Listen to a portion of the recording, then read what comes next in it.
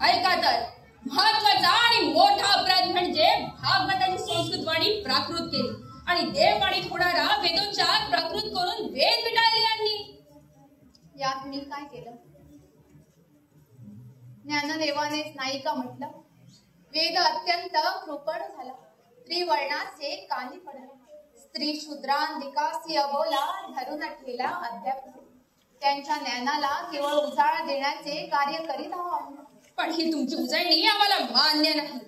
संस्कृताची प्राकृत रूप या मराठी कविता बंद करा आधी. मी जरा बोलू का? नाही बोलतोस का हो शास्त्री बाबा? संस्कृत वाणी देवे केली, प्राकृत काय चोरापासनी झाली. कपिलेचे म्हणावे ते शिर, मा इतरांचे काय ते निर. जे जे पाविजे संस्कृतार्थे ते पाविज प्राकृते. ते प्राकृती संस्कृत ग्रंथ करते महाकवी मा प्राकृती काय होणे. ज्या ज्या वाणी स्तुती केली ती देवात पावली. गुरुजी, आपण कुणाबरोबर बोलायला आलो आहोत? नाथांबरोबर की राणू बरोबर? राणू बोलला का? मी बोललो काय अथवा तुम्ही बोलला? एका जनार्दनी मातू वाचा वाचक जगन्नाथ. आणि त्या जगन्नाथाच्या वाचनेला मी तुम्हाला सांगतो आहोत की आमचा धर्म फक्त संस्कृत वाणीतच बोलला पाहिजे.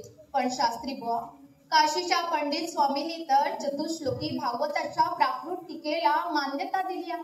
हो ना, तुम्ही किती भोळे आहात. प्रतिष्ठानची अब्रू जाऊ नये म्हणून तात्पुरती समजूत करून द्या नाथांना असं पत्र आम्हीच पाठवलं होतं त्यांना. हो, ते घेऊन मी स्वतः भेटलो होतो पंडित स्वामींना. काशीच्या पंडितांनी तुमची समजूत घालण्याकरता केलेला मान्य तिथं, पण इथं या दक्षिण काशीच्या महापंडितांना मान्य नाही ते. ही प्राकृत पुराणं बंद झालीच पाहिजे आणि त्याचा प्रायश्चित्तही तुम्हाला घेतला पाहिजे. पाहिजे?